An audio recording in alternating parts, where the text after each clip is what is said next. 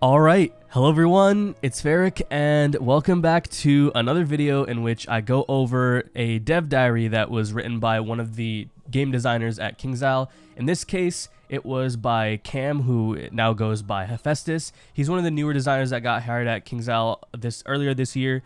And for those of you that are living under a rock, I guess, back in the spring update, KingsIsle actually significantly changed how they approach gear design, and they started that by changing the Merciless gear that was released way back in the Lemuria update, the fall update of last year. In that dev diary, they basically explain why the gear works the way it does, as well as the new template system for how they design gear from now on, and they've released multiple sets at multiple different level bands that uses this new design template, and that would be, obviously you have the Merciless set, which is the level 150 Lemuria farmed gear, but they also changed a set of gear in Chrysalis as well as a set of gear in Dragonspire to follow this new design template.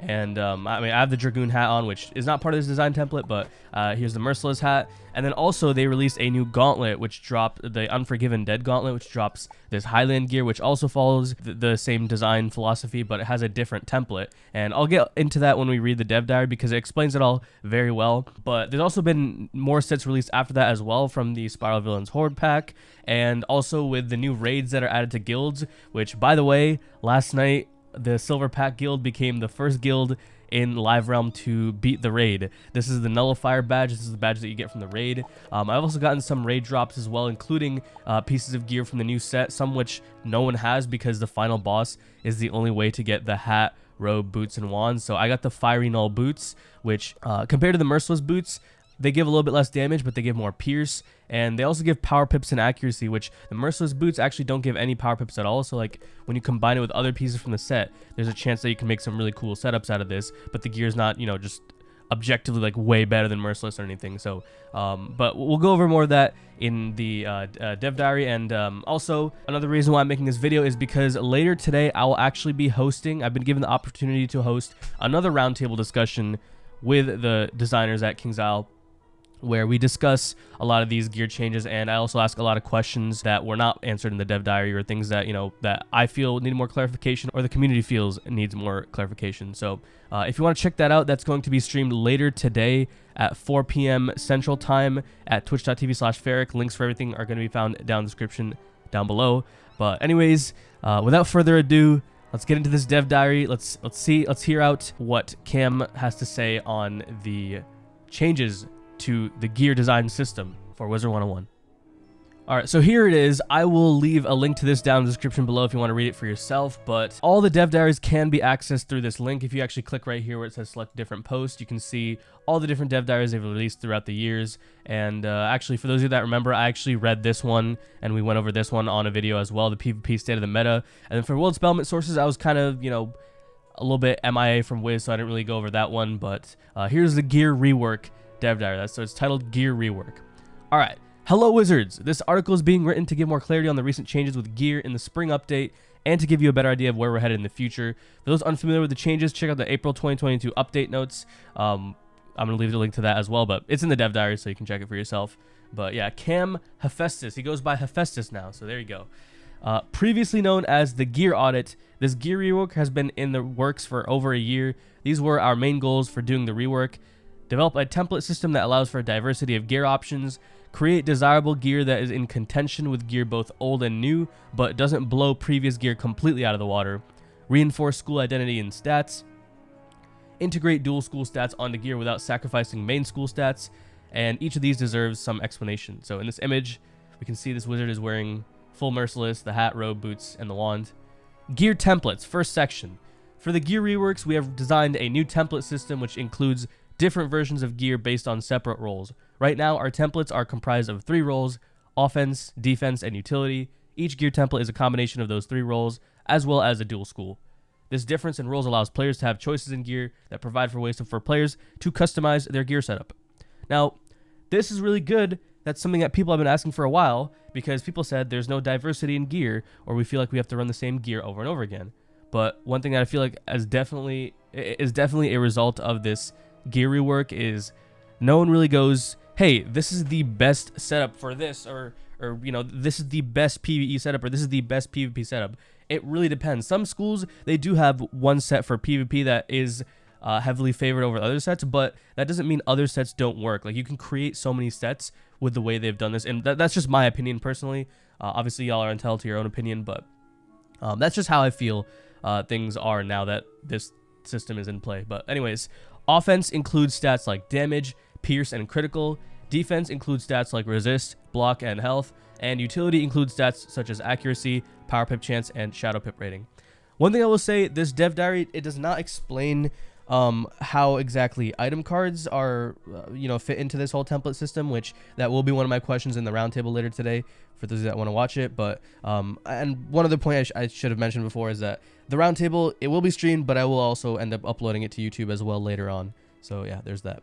But anyways, for example, the most recent world gear we created for Dragonspire, Chrysalis, and Lemuria was based on a set that's primarily offense, secondarily defense, and lastly utility. You may have noticed the Merciless gear, for example, has noticeably low utility stats, and that some stats are missing from certain gear slots entirely. So actually, if we go ahead here and check, as you can see, you get resist, you get damage, you get everything, but on these three pieces of gear, you're actually missing out on power pip chance completely from these. So sure, they give really good stats for pretty much all these pieces of gear, and if you use them all together, you're going to have really, really good, crazy offensive stats while having some decent defensive stats. But it's going to be hard to run this set on every school because your power pips or your accuracy is just not going to work out. So that's just what happens with this set. Accounting for existing gear during the template creation process uncovered some inconsistencies in stat distribution. Although the schools still have the proper distribution of stats across the full sets, not all specific schools will reflect that distribution. For example, fire has less damage than death on the level 150 ring slot. This does not mean that fire has less damage than death overall, and you can see this by looking at the full set. This difference in stats on specific pieces is magnified when players mix and match new gear with existing gear, but in general, you'll still end up with the stat differences you're used to between schools. So I'll say this, this is not only an issue with the ring slot with death, but in general, fire's robe and ring are just like really, really low damage. I think ice literally gets more damage on the robe and the ring than fire does. But again, it's about fire. So because of that, fire gets a lot more damage on the hat and boots and wand and like other pieces of gear. So, when you're wearing the full set, it does all balance out in a way.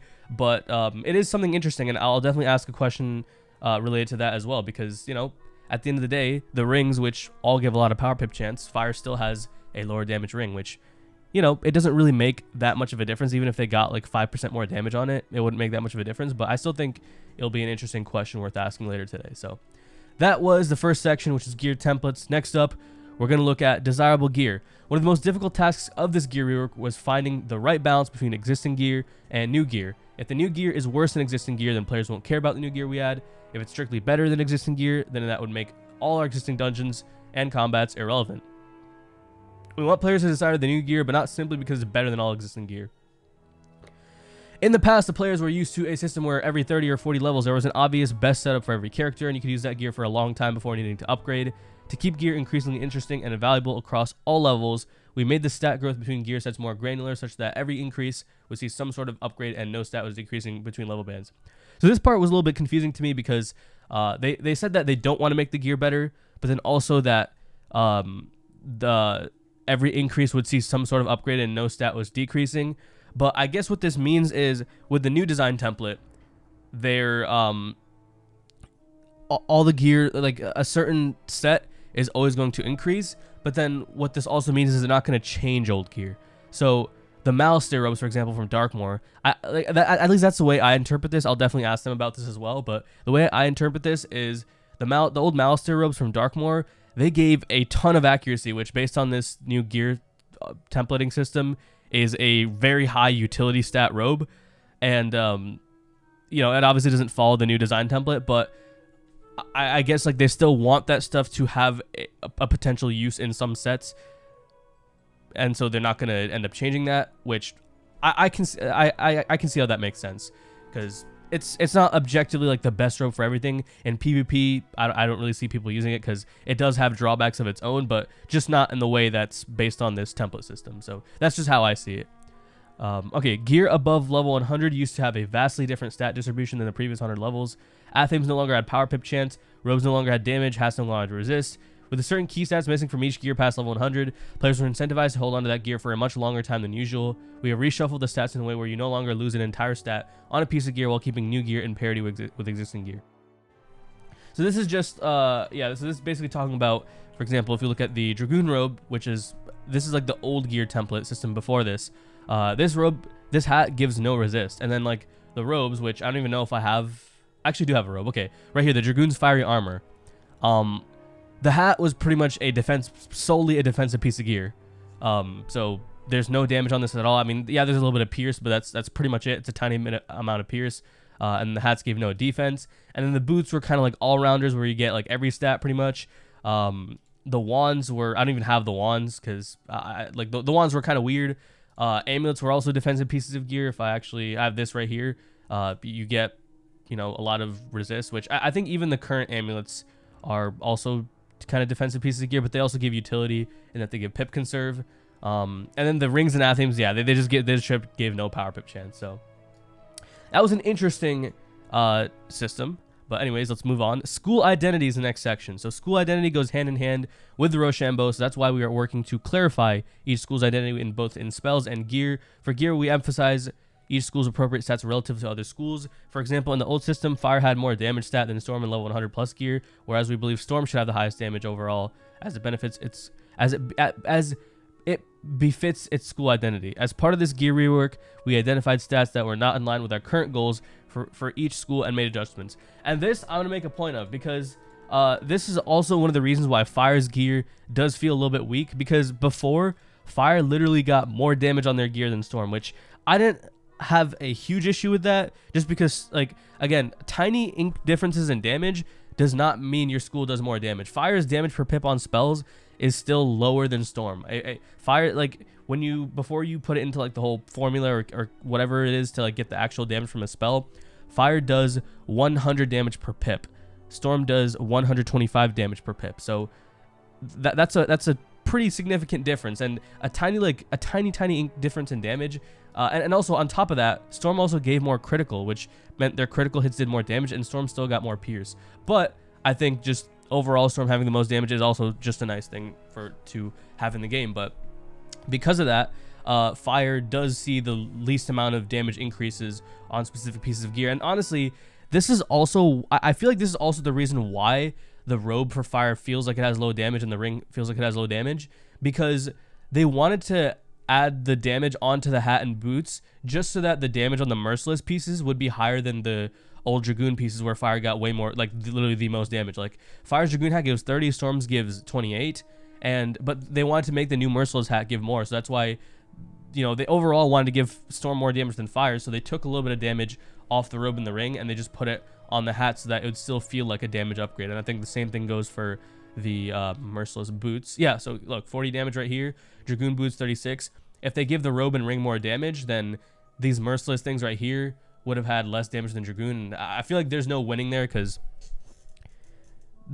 then people would complain that, hey, this new boots and hat are really bad, but that's a result of just Fire having more damage than the Storm previously. That's just my theory, and I think they'll probably answer it the same in the roundtable. Maybe, we'll see. All right, last section. And so I will say that it's really nice that this is a much more concise dev diary where they get pretty much every point across that needs to be said, but it's not like super wordy and stuff like that. So anyways, dual schooling. Dual schooling allows wizards to effectively use spells outside of their primary school, resulting in more versatile and interesting deck composition.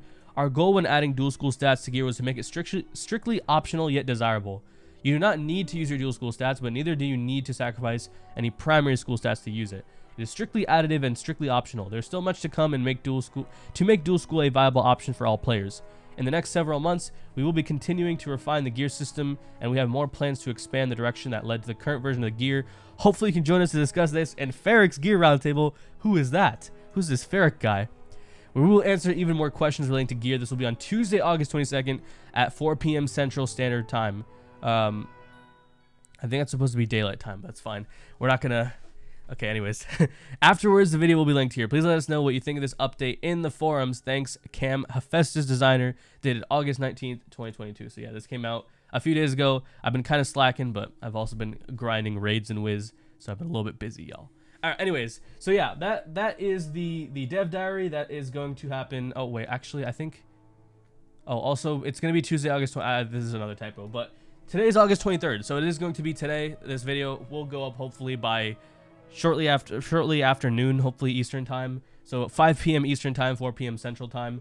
It's gonna be around 5 hours after this video goes up on YouTube. But that was the dev diary, and real quick, I'll just go over some of the different sets of gear that exist. This is the Merciless set. This was the first set they introduced, primarily damage focused set.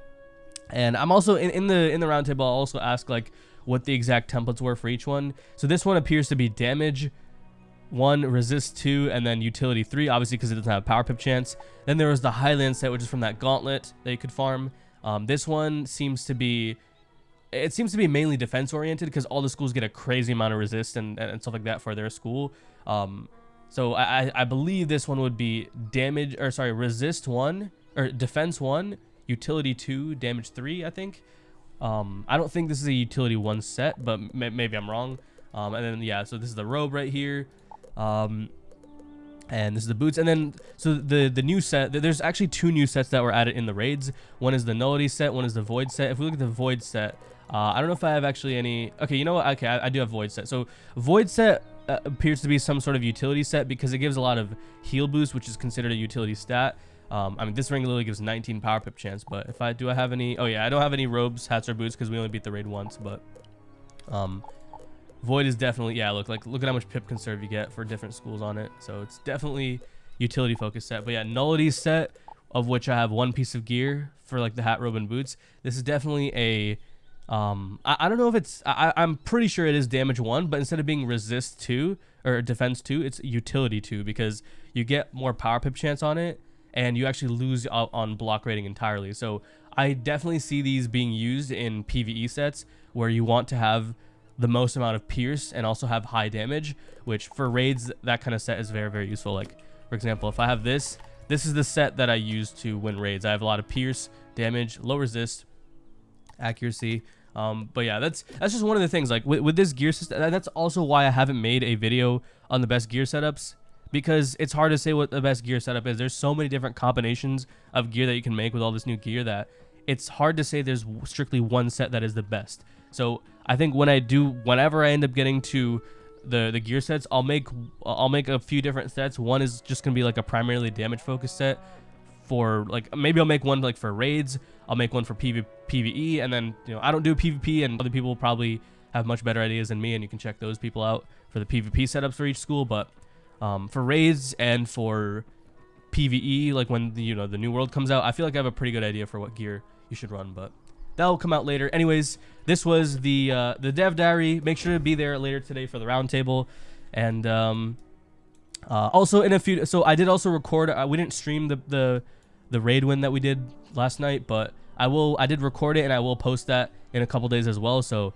if you want to see that, they've made it a lot harder. They've changed it a bunch of times since that first run is nothing compared to like how hard the raid is now. So I can't wait to show you all that as well. But anyways, I'll see y'all later today. Once again, twitch.tv/ferric. Later today, 4 p.m. Central Daylight Time. Be there. Anyways, thank you all so much for watching. Much love. Stay safe out there wherever you are. Have fun. Enjoy the game. And as always, have a good evening.